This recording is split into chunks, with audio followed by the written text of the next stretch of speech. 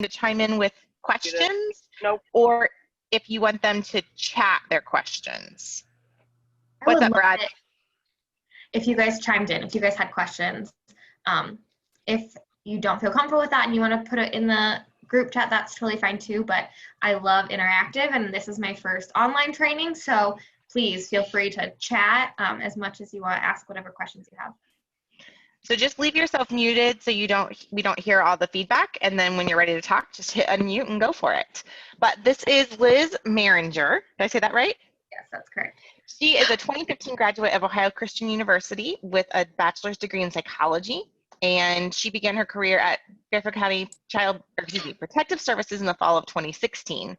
During her employment, she has worked in the capacity of parenting time coordinator, ongoing caseworker with Ohio Start, and is currently working as a family finder through the 30 Days to Family program.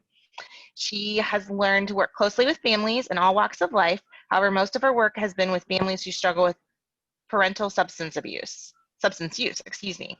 because both Ohio Start and 30 Days to Family are pilot programs in the state of Ohio and are initiatives to help minimize trauma for children. She's been able to use her experiences to speak with others on ways to improve child welfare system. Most recently, she has been able to do this through participating in the advisory council with the Office of Ohio Children's Services Transformation. Wow, I think I need to go read, but what a cool background. Thank you. So I'm going to turn it over to Liz, and she's kind of walk us through some of these crucial things with our job. Yeah, I'm going to go ahead and share my screen. I had the button and then I lost it. It should be kind of down at the bottom, probably a little square. Yep, there it is. All right, can you guys see that? Let's start the... Yes, we can see it. Perfect. So first, does anyone have any specific questions that you really want to make sure are addressed as we go through this? I see a hand.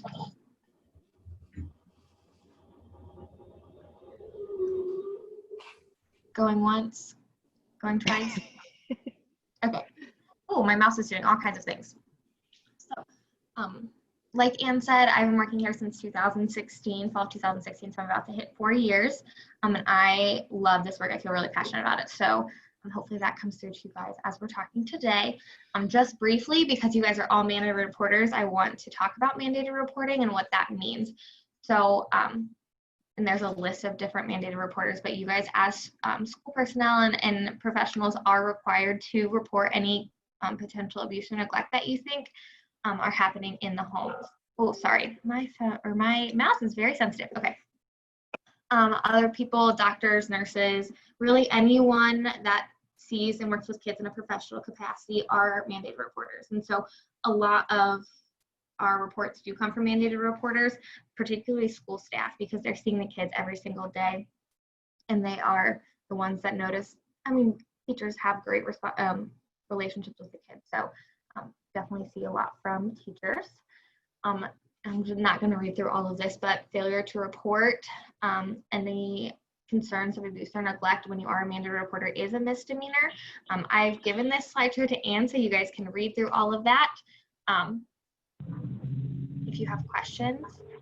But, oh, okay, sorry, I saw that it was freezing. Is everyone okay?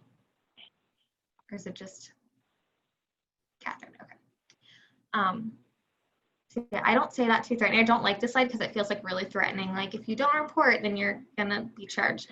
But I think as individuals who work in this capacity, obviously any issues with you guys not reporting anything. So briefly, I want to go through the process of a referral. Sorry, Hugh. First, when you guys call, we call you guys reporters or referral sources. When you call in, you're going to talk to a screener, and they're going to ask you a lot of questions, probably a lot of questions that you guys think maybe aren't relevant to the case. And so the reason that they're asking you all those questions is because we have a specific set of mandates set by the state of Ohio for cases that we can get involved in and families that we cannot get involved in. And so we're asking questions to get all the information that we need to get involved with the families that we need to be involved with, and to not get involved with the families that we don't need to be involved with. You know, we don't want to be involved with someone's life if they don't need us, because it's an invasion of privacy. It's hard for people. People don't really like us, but we want to absolutely get involved when it's necessary. And so that's why we're asking so many questions. And I know sometimes you guys are like, I don't have the answers. I don't know, because you might only have a piece of the puzzle. But we definitely will keep asking you. And if you don't know, it's okay to say, I don't know, even if you can't find out, because at least then we ask, at least we can get a better picture of what's going on in the home. So once that information is given to the screener, they'll put it in SACWIS, which is our statewide child welfare system. And this is really convenient because if families move around a lot, we're able to see and access information about previous child welfare involvement that they may have had in other counties. So that's really significant and really helpful for our families that are a little bit more transient and are moving around a bunch. The referral is then sent to a supervisor and they make a screening decision. This is where you guys might get calls back with additional questions because that supervisor has said, like, we need just a little bit more information or a little bit of clarification about this. So sometimes, I don't know if any of you guys have ever made a report and then gotten a call back from the screener later that day or the next day, but that's because the supervisor is saying we need just a little bit more. The supervisor then makes the decision, decide if it's going to be screened in, which means the case is open, screened out, which means the case is not opened. If it's going to go to alternative response or traditional response, in which case where it's assigned to. As mandated reporters, you guys are entitled to that information if you call back. The supervisors have 24 hours to make the decision from the time that you call, unless of course it's an emergency. You know, if someone calls, says there's a child running around on the highway, we're not going to wait 24 hours to get involved. But they do have 24 hours. So if you call after that, you are entitled to information on if the case was opened or not. You will receive a letter. However, I recognize that sometimes we don't want to wait for the letter to come in the mail. We just want to know what's happening. So feel free to call back. You are entitled to that information. And so if you guys are concerned, if you have fears, if you have something that doesn't sit right in your gut, just call. I know that one of the questions that someone had asked prior to this training was like, when does it rise to the level of abuse or neglect? When does it rise to the point that we should call protective services? And we would say, if you have anything, any concerns, any thoughts, just call, because you guys are doing a million different jobs. You don't need to also make the determination if protective services needs to get involved or not, because you don't know all the guidelines, just like I don't know all the things that you do. And so we don't want you to have to take that responsibility on yourself. We want you to be able to call in, give us information, even if you feel like it's so small. Definitely, they always talk to us about, like, trust your gut when you're in the home. If you go in the home and something feels off or something that someone is saying doesn't make sense, don't hesitate to call, and don't forget to trust that instinct. Referrals in our system are kind of like a puzzle. So I talked about, like, the statewide system. A lot of times whenever they're making those screening decisions, they're looking back at the past history to make that decision. So maybe you go into a home and mom has a bruise on her face and she says she walked into a door and it sounds legitimate, like that really could have maybe happened, but something just feels off. So you call in and you tell us that. Well, we might have gotten a call the night before that said, from a neighbor saying, like, mom and dad were up all night arguing, we heard a lot of crying, and neither one of those maybe necessarily were enough to open a case individually, but as we put them together, we see the whole picture and we're able to get involved with that family. And so that's why we really, really encourage you to call if you have any questions, if you have any, like, something's not sitting right, nothing is too small, because you just don't know who else is calling in and who else has those other puzzle pieces, and the information that you have might be the last thing that we need to get involved with that family. Does anyone have any questions about that? Because I know that's a big one, just making sure that you are calling or not calling. Does anyone have any questions about that? So when you call in, you will automatically get something that tells you what happened? Yes, you will get a letter that comes to you that'll just tell you if the case was screened in or screened out. But if you call back, you can ask and they'll tell you. And you just say, like, hi, I made a report yesterday on these children. I'm a mandated reporter, and they can pull up the report and they can tell you. which I know, especially for us, like empathetic people, which I'm assuming probably most of the people on this call are super empathetic and maybe worry about the kids that you care for. You don't want that delay in knowing if they're safe or not. Hey, I was just wondering, should you always identify yourself as a mandated reporter?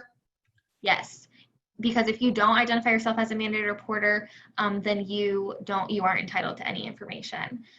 Now, your mandated reporter status does not include like if you're calling for a personal reason. So if I was calling a report in on my niece or nephew, I'm a mandated reporter, but not in this situation because that's my personal relationship. So if you're calling in about a student or someone that you know professionally, yes, you're a mandated reporter. If you're calling in about a relative or something, then no, you're not.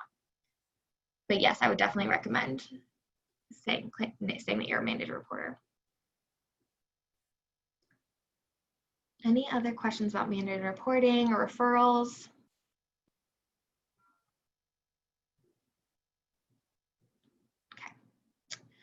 So COVID-19, it has obviously rocked all of our world, and we were not expecting it. And I know everyone is doing things a little differently. And so some things that we are doing differently at Protective Services just to protect our staff and to protect our families. The main thing is we're asking these COVID questions frequently. So we're asking that the screening level when someone calls in, we're also asking them the day of the home visit to make sure that we're not exposing ourselves, our staff members to someone that has COVID-19. And so we're asking them, like, has anyone in the home traveled outside of the country? Has anyone in the home been close to or had contact with someone that has a positive case of COVID? Or is anyone having any symptoms, fever, cough, shortness of breath?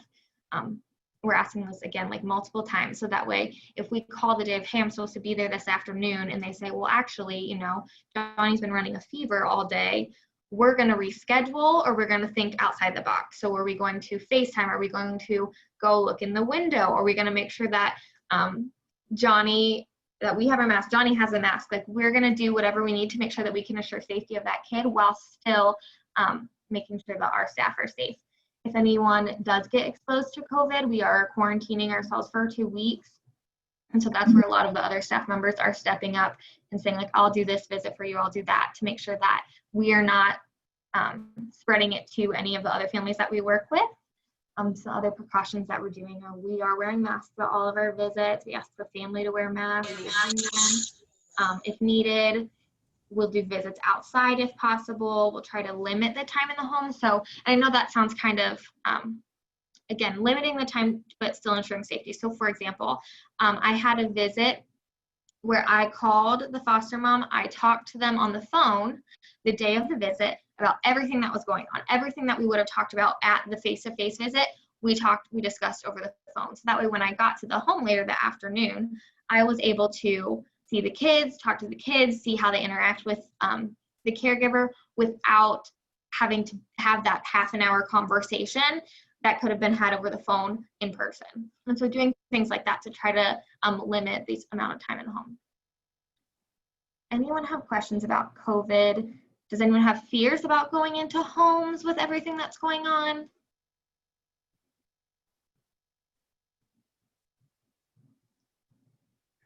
Okay. If more come up later, feel free to ask. So now we're going to get into kind of what to look for when you're in the homes. I really want a lot of participation because this is what you guys, I think, are needing and are looking for, is like, what should we look for? We haven't seen these kids in months. No one has really seen these kids in months. So what can we look for? What should we be noticing while we're in the homes or while we're on FaceTime? So please ask questions. If you want clarification on something, please don't hesitate to do that, okay? First, we're going to talk about neglect. I think that neglect is the hardest of all areas because it's the least black and white, right? We all have our own values and opinions and things that we think should happen with kids. We all have things that we think we would want our kids to raise in a certain way. And so it's hard sometimes for us to see children being raised in another way and think like that's okay, right? Have any of you ever been in a home and seen something that you're like, I would never want my child to be in this situation, but it's not unsafe. That's a value that you have. Has that ever happened to any of you? Just me? Okay. But when we're talking about neglect, we're talking about the failure of the parent or the person, the caregiver. So it could be a grandparent, whoever is in charge of that child, the guardian of that child, to provide for their physical, medical, and educational basic needs. Not their cell phone, not their Wi-Fi, their very, very basic needs, which is another one of those value things, right? Because we want to give our kids the world. We want to give them everything that we can and give them the best life possible. And so I think that's where, for me, like, that's a value thing for me. It's hard when I do see parents really just giving those basic needs and recognizing that that is their parenting choice. And so that can be really challenging sometimes. And so one of the things that we look for and that we'll ask about a lot is, to what extent do what I perceive to be neglect seriously impacting the child's health and well-being? So if I say, like, and we'll talk about some different things of neglect, but like, this child is not being supervised and I believe that they should be supervised. Well, how is that impacting the child's functioning? How is that putting the child in danger? And so you'll hear when you call that question being asked a lot, and it's not to minimize what's happening. It's not to make you feel dumb for what you're calling. That's not it. We really are just trying to figure out, how are these actions of the parents impacting the children? So we'll talk about lack of supervision first. I think this is a big one, especially considering COVID and everything that's happened. You know, kids have been home, parents have still had to work. Not every job has been super flexible. And so some things that we're looking at when you call in to report concerns for lack of supervision, we're going to think about or talk about, how old are the kids? Are they on target developmentally? Are they being left home alone all day or for 15 minutes? Like, what does that look like? Does the child know what to do in case of an emergency? Or do they not? They have no idea. Is the child responsible for just themselves? Do they have other kids that they're caring for? And what does that look like? So I can think of a couple examples. Like, I worked with a kid who is 10, and the way that his caregiver's schedule worked out was that they were gone from 10 p.m. to midnight. There was neither one of the parents were there, just the way that their schedules worked. And so he was home alone from 10 p.m. to midnight. He was sleeping, but they had an alarm system on the door. They had a plan with the neighbor that if anything happened, he could go there. He had access to a tablet that he could FaceTime one of his caregivers if he woke up and was scared or needed anything. He had access to a phone. He had an emergency exit plan in his closet. They had talked through all of these different things, all these different scenarios. You know, if there's a fire, you get out. If someone's coming to the door, stay in your room, lock the door, call up 911. And he knew what to do, and I had lots of conversations with him about, how comfortable do you feel staying home? And he was comfortable. And so that was an okay situation. He was also on target developmentally. He was very mature for his age. Those are all things that we're going to talk about and ask questions about. You know, I think this is one area that we all wish there was a black and white, you know, at the age of 11, they can be home alone. Before that, it's not appropriate.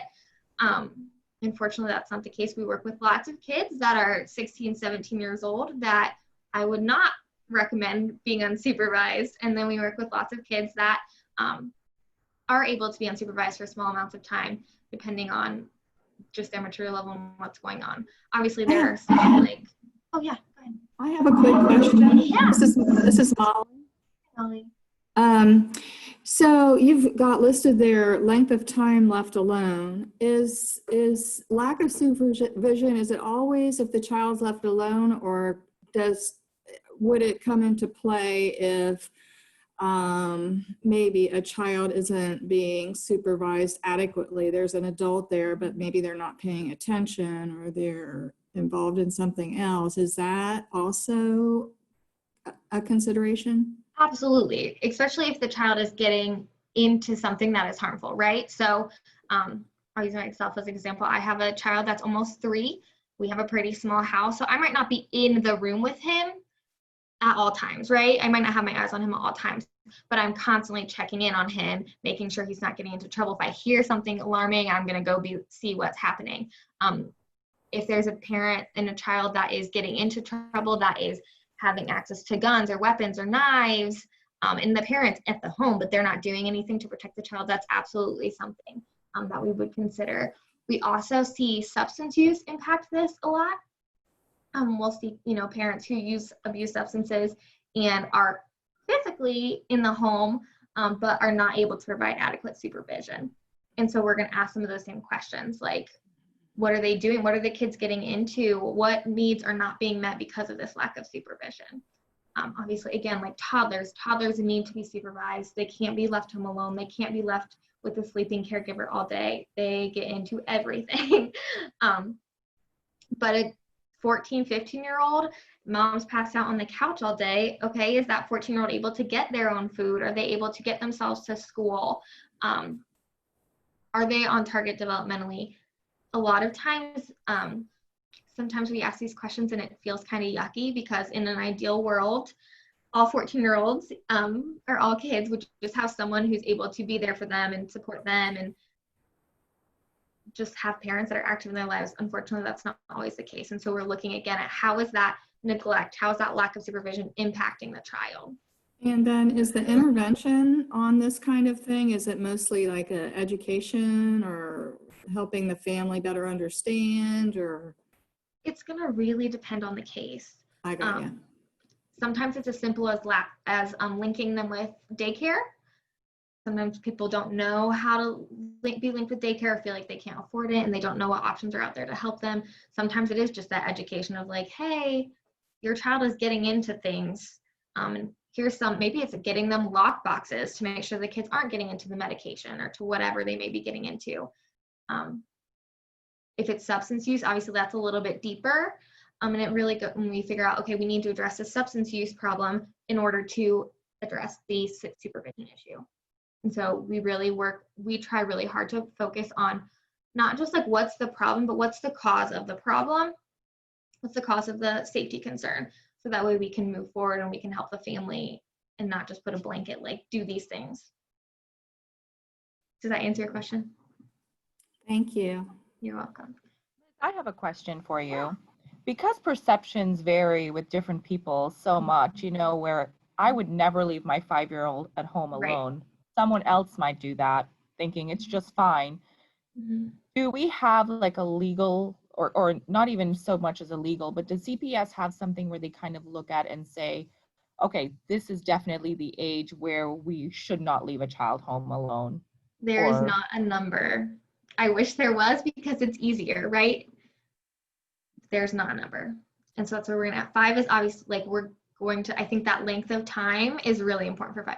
Are they out mowing the lawn, or are they at work? And again, what is the child getting into? Is the child did they put a movie on so they could go out and watch, and the child is historically always stays and watches TV, or the child is very mild mannered, or the child's always really wild and always getting into everything? Like, those are questions that we're going to ask. So if someone leaves a 5-year-old at home alone and says, okay, they're not getting into trouble, you come in the home and you don't see something that's happening that's a critical thing for them to, to potentially get hurt, would CPS say at that point that it's okay? I think I think 5, we would open up a case. Because again, 5 is really young. And again, that length of time, we would ask a lot of questions about the length of time. And is it, I know we've gotten involved before where there was a case, mom ran to get pizza and she left like a baby, a 7-year-old, and an 8-year-old home alone. It was like 10 minutes. And we opened up a case because these 2 children are very young and they can't be responsible for this super young child. And having that, and that's kind of just what was like an education piece, like, you can't do that. And that was a really open, closed case, because mom was like, oh, I know, you're right, I probably shouldn't have done it. I just, I think the baby was sleeping or something and she didn't want to put all the kids in the car. And I think we've all had moments where we're like, it would be a lot easier, a lot more convenient, but that doesn't mean that it's safe. And so having those conversations with families about what's appropriate and what's not. I guess it just makes it harder because some people don't have that perception, They would be like, oh, well, the baby's sleeping, so I'm just going to run out really quick. Since there's no legal age for them to say that, to kind of go by. And Or so, like a lot of like, can the child protect themselves too? And that's where like a 5-year-old's probably not going to know what to do if someone knocks on the door. They're probably going to answer the door. You know what I mean? Like it's really asking those questions. I know that there was one case that the mom, they had told the kid, they were young, I don't remember how old, but they were young, I think like 6, 7, and they had told them to go in the closet and hide. You can go in the closet and hide. And so when the caseworker was talking to them about what they would do in case of an emergency, they would just say, go in the closet and hide, which is appropriate response for it. Maybe if someone knocks on the door, it's not an appropriate response for if the house catches on fire. And so recognizing like that parent, that caregiver had not really adequately prepared them for emergency situations. They just told them a blanket answer. And so really looking at, are the children able to protect themselves if something happens? Does that help? Okay, perfect. So we're going to talk about failure to provide for basic needs. I think this is another one where for us, like my basic needs, the things that I think are basic needs are maybe a little higher, a little different. They're probably different than every single one of yours, what you would consider a basic need. But we're really talking about food, shelter, supervision, medical, and educational needs. Those are the very, very baseline. And so thinking about parents, maybe they leave their child with a caregiver, but it's an inappropriate caregiver. So things that we would consider inappropriate caregiver would maybe be another child that's not age appropriate to be able to keep someone safe, maybe a known sex offender or someone who has previously perpetrated on that child. That would not be an appropriate caregiver, and we would never in any situation say it would be appropriate for a parent to leave their child with someone who has previously harmed them. Or the caregiver can't provide the basic needs, and they're not, or so a lot of times we see this. Parents leave kids with grandma and grandpa, everything's fine for a couple of months, and then kid gets sick and needs to go to the doctor, and the grandparents can't get them into the doctor because they don't have anything that says, I'm able to care for this child. And so that's a failure on the parent's part to provide those basic needs. So if caregivers, obviously caregivers go out of town, what plan is put in place? Are you able to contact the parents in case of an emergency, or have they just totally disappeared? And those are some things that we're going to look at. Same with if a caregiver says, grandma says, I can't do this anymore, and the parent's like, well, too bad, it's your problem now. Like that is on the parent. That's not on the grandparent. It's not the grandparent's responsibility. It's not that caregiver's responsibility. Obviously, we would hope and want the caregiver to make a plan, but recognizing that, again, they don't have a lot of power there. They don't have custody. And so we would look at those things. There to provide child with food, shelter, clothing. And again, we're going to look at why is that? Is that because of financial reasons? Do they just need some help? Or is it that one child out of 3 the mom doesn't give anything to because he looks like his dad and they had a bad relationship? And what, like, we're going to ask a lot of questions about that. Another one that we see pretty frequently, especially I would say with teenagers, is the parent tells the child to get out and doesn't make a plan. So if mom and kid get in a big fight and they say, you're not staying here tonight, I don't want you here, but they make a plan for them to go to the neighbor's house, that's an appropriate situation. If the parent says, I don't want you here, I'm locking the door, and doesn't do anything, that's obviously something that we would get involved in. We don't want kids just wandering the streets. Any questions about that?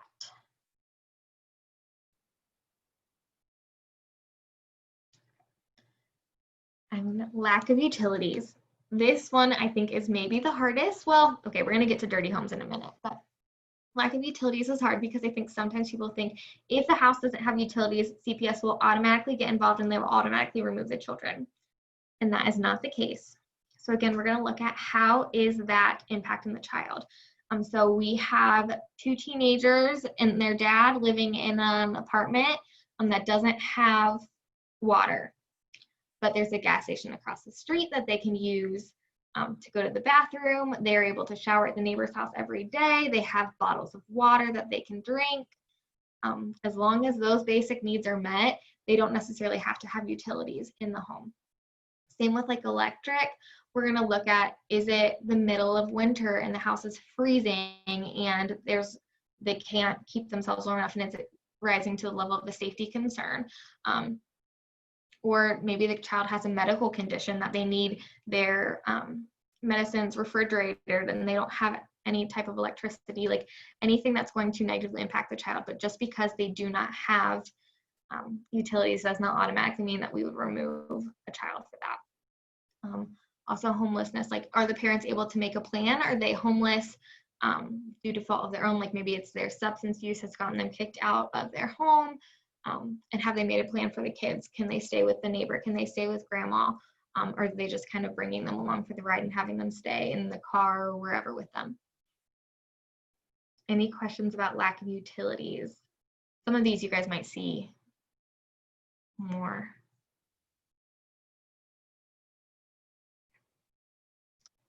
Okay, dirty or unsafe homes. So how many of you guys go into homes? Most of you, correct? Yeah, okay. Can anyone tell me something that you've seen in a home that you have been like, this isn't okay?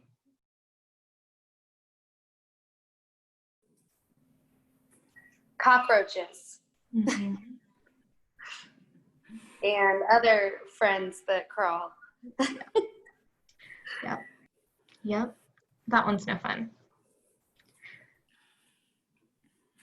Anything else?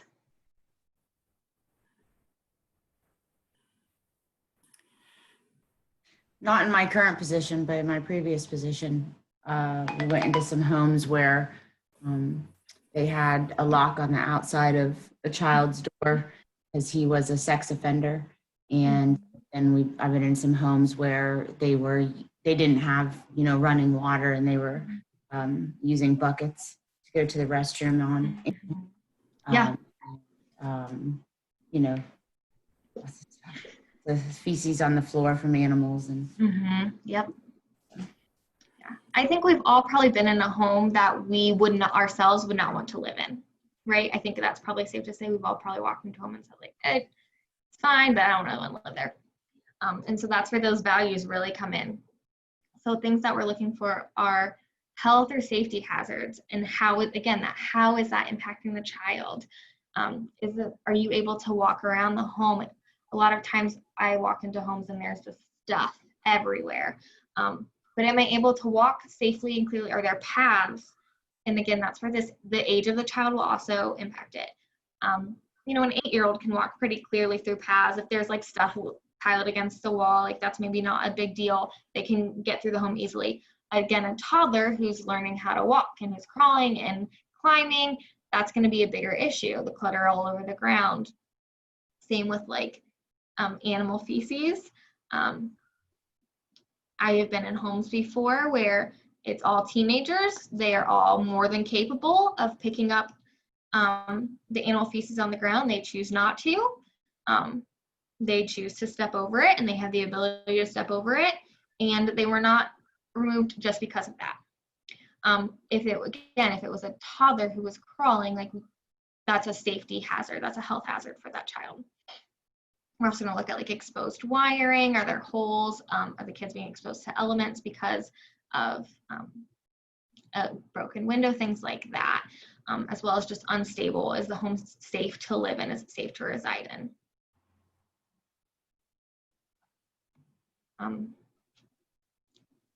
Bugs. I'm going to talk about bugs for a second. Bugs are hard because, again, bugs are not a safety concern or a health concern for every single child in every single situation.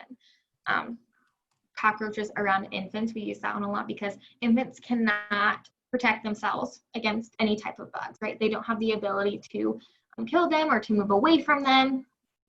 Whereas maybe an 11-year-old would. They could kill the cockroach, they could move away, but maybe the kids are getting so many bug bites and the bug bites are getting infected, then that's a health concern. And so we're really asking those hard questions of like, how are these children impacted? Same with the human animal waste, like how are the children impacted? Is it all over the home? Can they? Hello? Oh, hi. Hi, how are you? Good, how are you?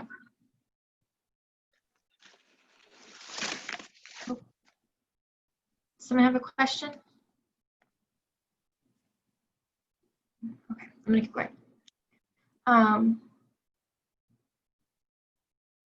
Same with like garbage or rotten food.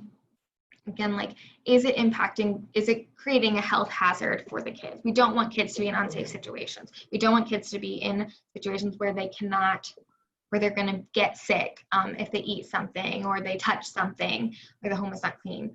However, if the home is just, the floor is kind of gross and dirty and there's animal hair, that's not something we'd remove. We also look at like, does it just smell bad? Sometimes homes smell bad, but they're clean. They just kind of have that odor.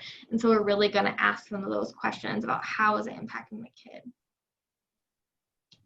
I think, Liz, for me, I have to always remind myself that my perception, again, is going to be different, and I can't impose that on other people.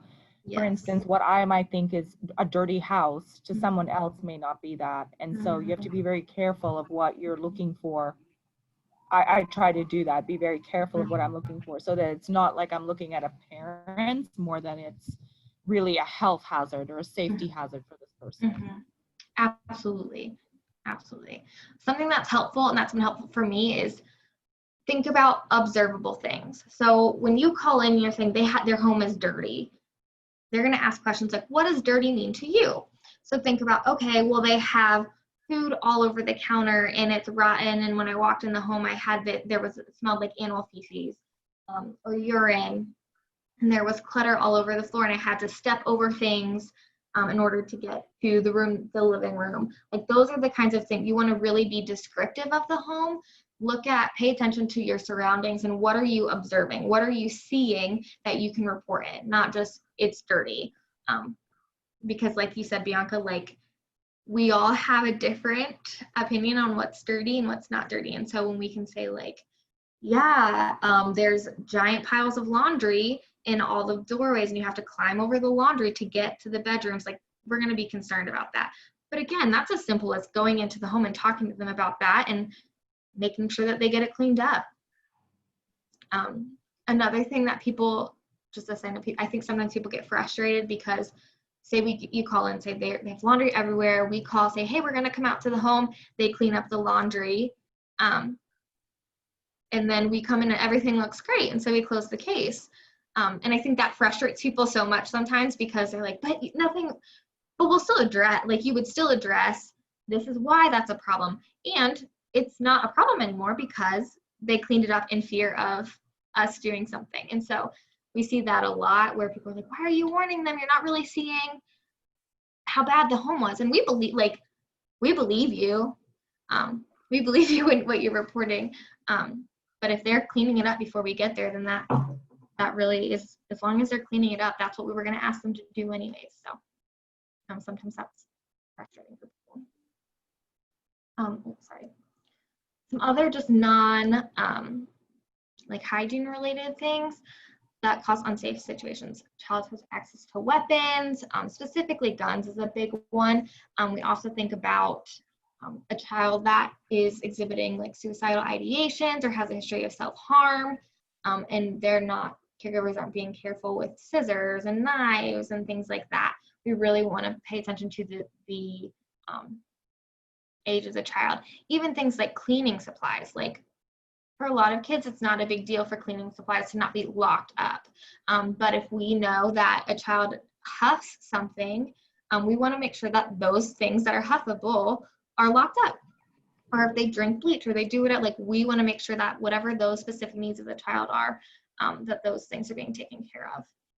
And another one that Lorelei touched base on is locking or restraining children in areas that they're not able to get out of. As you guys are in the home, something that we really, really want to encourage you to look for is, where are the locks? Are they just the doors? I mean, a lot of doors have locks. Or are there deadbolts on the doors? Are the deadbolts on the inside of the door so the person inside the room can lock it, or on the outside of the room? If you notice something, if you notice a lock in a position that you don't think it should be, just ask, non-threateningly, like, hey, what's going on? What is happening here? Sometimes people move in and houses have those locks already and they don't know how to remove them.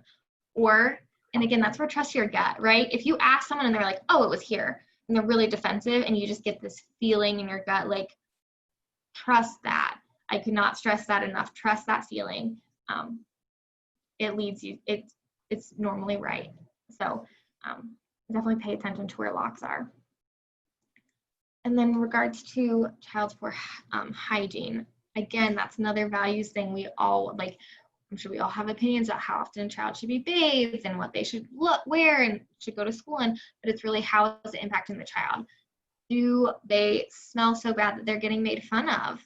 Let's talk about that and what is being done from everyone else's perspective. So we see a lot of times where kids will come to school and they stink, and so the school staff will let them shower in the gym locker room, and then they wash their clothes every day so that that child is no longer being teased. And that is alleviating that safety concern. And we recognize it's not ideal, but it is being taken care of. But things like if the child has a really bad rash, if they're in a lot of pain, if they have head lice, that's not being treated. I know head lice can be very persistent, but is the caregiver really trying to treat it, or are they just ignoring it? Is the child having scabs? Are they bleeding? Really, it's about, again, how is this lack of hygiene impacting the child? Any questions? I have a quick question. If you are unable to make contact with a parent or guardian, what happens to a case? So like if you are going to the house and they're ignoring calls and they're not answering the door and you just completely fail to make contact, like what happens? So we have a couple different steps that we take. And so the first one would be, obviously there are mandates of how many times we have to attend and for how long we have to attend. We also do a lot of group decision making. And so we will take, we'll take cases to, we call it work group. And it's really just a group of people like supervisors and teams so that we can process and see, is there anything else we haven't tried? Let's think creatively. We know the kids go to school. We know they get off the bus every day at 4 p.m. So we're going to be at the house at 4 p.m. when the kids get off the bus. Things like that. If we try all of these things and it's still not working, we will take it to a prosecutor's office to see if they feel like we need to file in court. If the concerns raised to that level that we need to file in court and get a court order to be involved, or there are times where we would close the case and say unable to contact the family. But we do try very, very hard in lots of different ways. We have to be very persistent and show a lot of diligent efforts before we could do that. Does that answer your question? Okay. Anything else? Educational neglect. This one has shifted a lot, even since in the 4 years that I've been here, because what used to happen is we would get a lot of cases for educational neglect, and we would ask, like, what's being done? Like, what is the school doing? What's happening to make sure that the kids are getting to school, to work with the parents, and a lot of things weren't being done. So it's kind of shifted a little bit more where when you call and say concerns for educational neglect, usually it means they're not going to school. We ask, what efforts have been made to reach out to the parents? Has a attendance prevention plan been put in place? Has a truancy officer been involved? And what work has been done already? Because really, a lot of the things that we would do would be those same things, right? A lot of the work could be done by the school staff. If all of those things are happening, and the kids still aren't going to school, that would be the point we would get involved. We would ask a lot of questions about, why are kids not going to school? Are they supervising siblings? Is it a really bad domestic violence situation where kids feel like they have to stay home to protect their mom? What is going on that's causing the child to stay home? With COVID, we're also asking a lot of other questions, like, is someone sick? Have they been around someone that's been sick? Has someone died? Is there a lot of fear? Maybe a parent has a ton of anxiety. Maybe parents are trying to homeschool kids, but they have no idea that you have to let the school know that you're going to homeschool your kid. I've said more than once. I'm sorry, what was that? Can I interrupt real quick? Yeah. Okay. So I've been doing this for 28 years. And in that 28 years, I've probably reported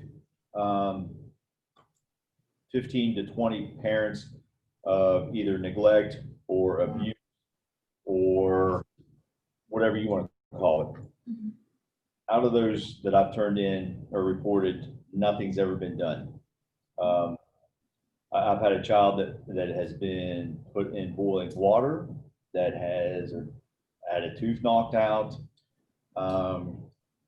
refused food and stuff, and nothing's been done. So as a mandated reporter, if we see it and we don't do anything, we get in trouble. But then when we do send it in, nothing gets done. And then when my daughter was 5 years old, she's allergic to bug bites. So whenever she gets a bug bite, blister, we went to the grocery store. Some lady reported me at the grocery store. And by the time I woke up the next morning, somebody was at my house. So is it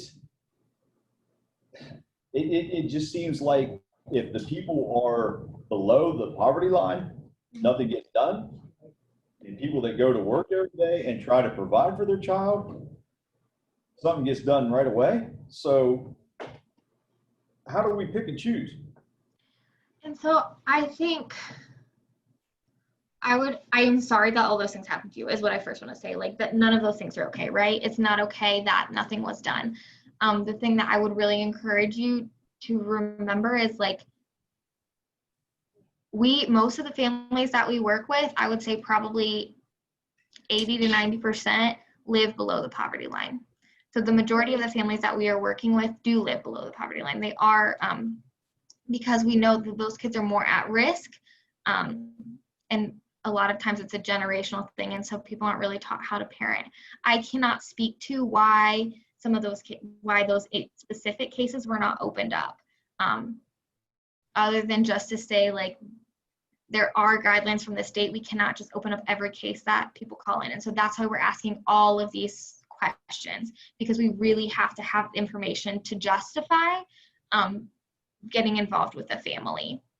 We can't just say, like, I dealt with one family 7 times, and nothing was ever done. and when you say nothing was ever done, do you mean they were never removed from the home? Well, I've only had one time out of the 7 that they actually went and investigated. But they called them in advance and said, we're coming over on this date at this time. So, you know, it was all rainbows and sunshine when they got there. But the next day, the girl come in and she had bruises all over her. So they were punishing the child for me trying to prevent that. And I will say it is common practice for us to call and notify and schedule visits with families. We do try to do that. Obviously, historically, like, people aren't willing to work with us. We found that the more engaging that we are, the more families are able to work with us, willing to work with us to address the issues. Again, like, I can't speak to all of the specifics of that case, as to why they weren't opened, as to why things weren't caught. Well, I just wanted to know. I know that I'm the only one that has been in the field for numbers and years that has come across this. I don't believe I've ever come across anybody that has pushed the issue that there's ever been anything done. And like I said, I've been in 7 different school districts in 28 years, and I've never had anybody say, you know what, we got the results that we were looking for. And I would encourage you to continue to call. If you have continued concerns, if you have questions about why a case wasn't opened up, it's okay to call and ask to the supervisor who made that decision. Talk me through this. Why did you not open up a case? Why did you not get involved? It's okay to ask those questions. And also recognize sometimes things are done that we're not able to see, right? There's a lot of work that's done all the time, not just for everyone's working, and not everyone's able to see every single bit of piece. So I don't believe it has anything to do with the poverty line. It really is those guidelines, because we're not asking when those reports are being made, what's the family's income or whatever. It's really, does it meet the state standard that they've given us to be able to open up a case? Well, I just used the poverty line just Right. as an example, Mhm. because when we introduce ourselves, we are saying that we call from Forest Road School. Yeah. So they know our child or our family's backgrounds. Yeah. So it's just, once again, you said to call in and ask why it wasn't reported. We've done that. Mhm. And we get talked to like we're either the bad guys or we're stupid. And it's just frustrating for us to know that the more we call, the higher risk that this child is going to be in. So, I don't mean, Absolutely. I don't mean Yeah, to and if you, right now that everybody's on here is just like, man, just shut up. But I feel like I'm speaking for a lot of people that work in the field. So. Mhm. Absolutely. And I think, again, like you have every right to be frustrated. I do want to move on just for time's sake because we're running out, but if you want to discuss it further, like I have my contact information on this slide, and so you're welcome to call me or email me anytime and we can kind of discuss things further. Okay. But again, if you have any case specific questions about cases that you're reporting, feel free to call and you can speak with the caseworker or speak with the person that made that decision. I'm going to run through some of these pretty quickly just to, for time's sake. So for medical neglect, it's really just, are the children not being seen, or is there going to be long-lasting impacts because of medical things that are not being done? So child breaks their arm and they're not taken to the doctor, like that would result in, probably result in a severe, like some sort of long-term permanent effect on that child. Also talking about COVID's impact on this. I know myself, one of my son has missed a well child check because it was canceled because it fell right in the time of COVID. And so recognize that there are impacts that COVID's having on medical things, but he was not sick, And so really looking at what is, again, that impact to the child. Is it going to cause them long-term harm if they're not being seen or treated? Do they have a lung condition that they really need ongoing support for and they're not making those appointments? We're going to be worried about that. Do they have an eye condition? Things like that. The other really big one here is any type of mental health issues that are not being addressed, specifically if kids are identifying suicidal ideations or things that they're self-harming and parents are not getting them the medical care that they need. We are going to really get involved and address that because we want to make sure kids are safe from themselves as well. Physical abuse. So these are just some different lists of physical abuse. I think physical abuse is a little bit more black and white because we kind of know what is abuse and what is not abuse. But when you have a kid that has an injury, some questions that we're going to ask about it is, where is the injury? If it's a bruise, where is the bruise? What color is it? How big is it? We're going to ask, does the story match the injury? So does a child, if they come into school saying that they fell and scraped their knee and the injury's on their knee, okay, great. Or are they saying they fell up the stairs and they have a bruise on their arm? Like that doesn't really make sense. Or the bruise looks like a handprint and they say they ran into a wall. Like, again, that gut instinct, you guys are smart people. Like you can trust your gut to say like, something doesn't add up here. So we're going to really look at, does that story is what the caregiver telling you matching what the child's telling you, and what does that look like? We're also going to see, does it look like there's ongoing concerns for abuse? So maybe they have cigarette burn or little burns and we see multiple different stages of healing. Like that would be a huge concern that this is an ongoing physical abuse. We're also going to look at, is the injury appropriate for the child's age and development? My toddler is very pale and he bruises very easy. So when he was learning to walk, he constantly had bruises on his forehead because he was very stumbly and he would walk and he would run into walls and doorways and everything that you could think of. And that was an age appropriate, and the explanation to his bruises made sense. We see lots of school-age kids with bruises on their arms or their shins just from crawling around and being on the playground and things like that. Or is it a bruise on their face. That's not really, that doesn't happen very frequently. And again, like, what is the story that the family is reporting as to why that child has that injury? So really asking what happened. And I think those are things that questions that can be asked again in that non-threatening way, and really trusting that judgment. Any questions about physical abuse?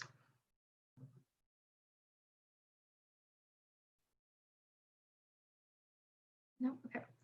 I'm going to talk briefly about intimate partner violence, or IPV. And so this is something that we're trying to do a really good job of in Fairfield County, is working with the survivor of domestic violence to keep the kids safe, but to keep the kids with the non-perpetrating parent. And so a lot of times we recognize it seems easier to us to be like, why don't they just leave him if he's doing all these things? And asking questions of the survivor is like, why is it safer for you to stay? Why is it safer for you to stay in this relationship?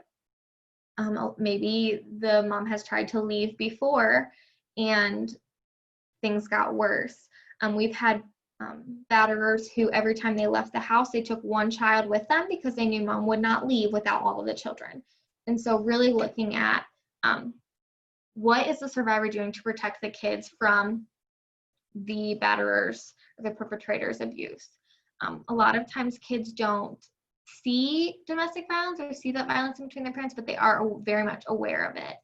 And so you're going to look at how do mom and dad act around each other? Again, is kid not getting to school because the only way that they can get to school is a car, and dad takes the car every day and he won't let mom have access to it?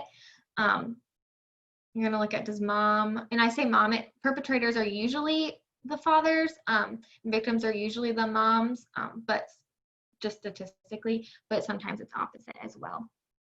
So does mom have bruises that don't make sense? Is there damage in the home, like holes in the wall that look like punch marks? You know, it's a punch mark in the wall is a very distinct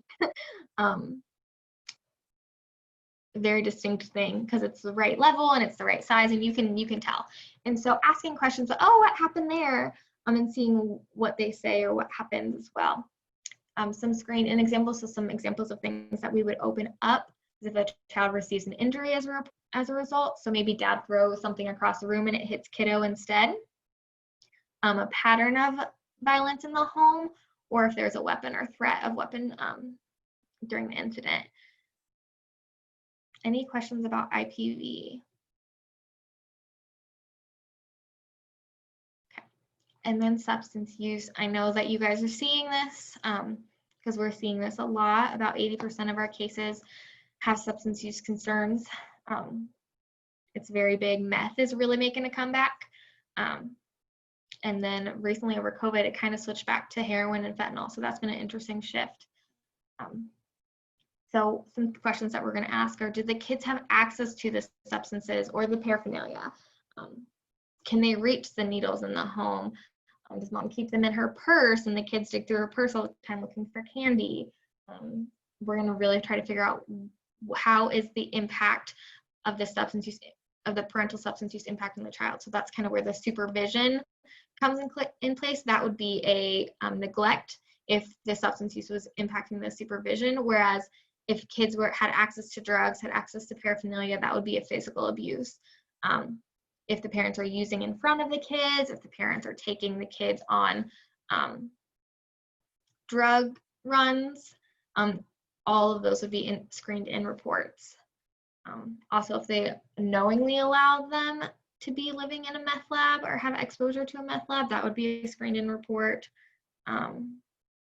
And then if a child has substance use concerns and the parent is not addressing those concerns, that would be something that we would get involved in as well.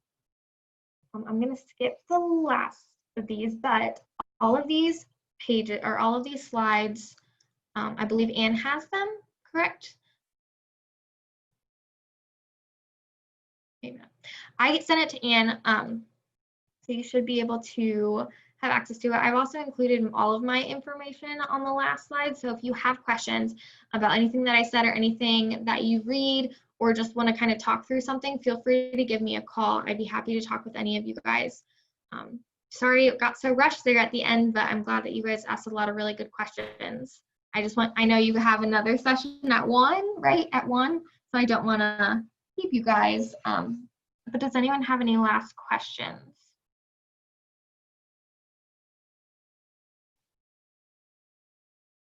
And can you confirm for me, is she still here? Maybe. Anne? Anne's not on here Anne's anymore. on here. Okay, there's a lot of you guys. Thank you so much. I was like, anyone? But I believe she said there was like a link that you guys were able to access any training materials. Is that correct? Okay, I'm seeing some head nods. So all of that is on there. So please don't hesitate to call me, email me if you have questions, okay? I really, really appreciate your guys' time and participation. Thank you so much. It's great information. Thank you. Thank you. Right. Thank Enjoy you. the rest of your training. Thanks. Thank you. Thanks, Liz. Absolutely.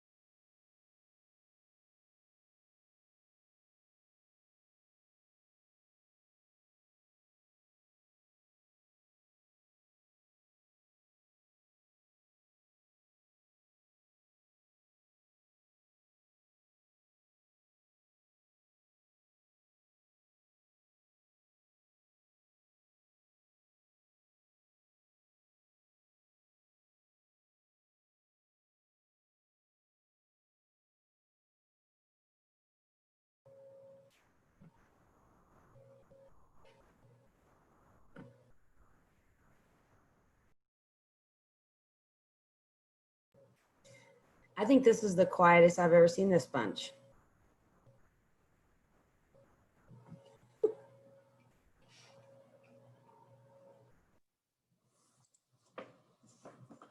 We're focused, Jen. We're really focused. Well, we have until 1:15, so everybody can kind of, like pretend you're in the hall chatting. Hey, Brad. Brad, are you there?